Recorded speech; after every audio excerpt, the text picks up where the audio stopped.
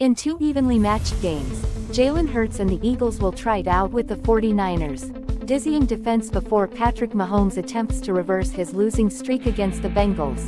The matchups in this season's conference championships are not just close, they are historically so, at least from a market perspective. The teams in both games are so evenly matched that the point spreads for the AFC and NFC championship games are each less than a field goal. The Super Bowl winning odds of the Eagles plus 230, Bengals plus 240, Chiefs plus 280, and 49ers plus 320 leave barely a glint of daylight between them, the first time in the recorded history of the NFL betting markets that all four teams in the conference championships were this close. By comparison, the odds for last year's Final Four were spread out between plus 125 and plus 900 going into championship weekend. The relative parity in the AFC Championship forecasts owes almost entirely to Patrick Mahomes' high ankle sprain, sustained in last week's divisional round win over the Jaguars.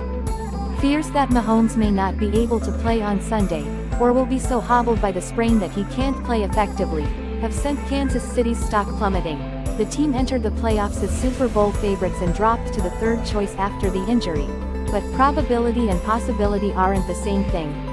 Last year, Kansas City was the plus 125 favorite to win it all while the Bengals were the plus 900 long shots, and the Bengals sent a healthy Mahomes packing.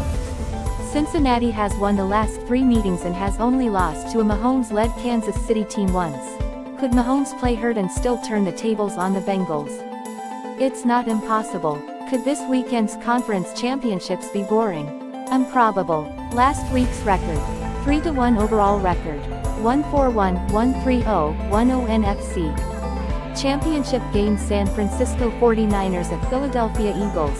Sunday, 3 p.m., Fox line. Eagles minus 2.5 total. 46 Jalen Hurts seemed to address questions about the health of his sprained throwing shoulder early in last week's divisional round win, when he completed a 40-yard pass on his second play against the Giants. But the Eagles got out to a quick 4-score lead, and Hurts didn't need to do much to come away with the win.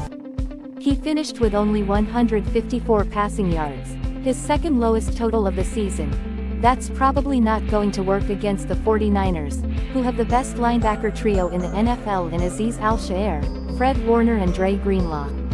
They're fast enough to keep up with receivers and tough enough to stop running backs in their tracks.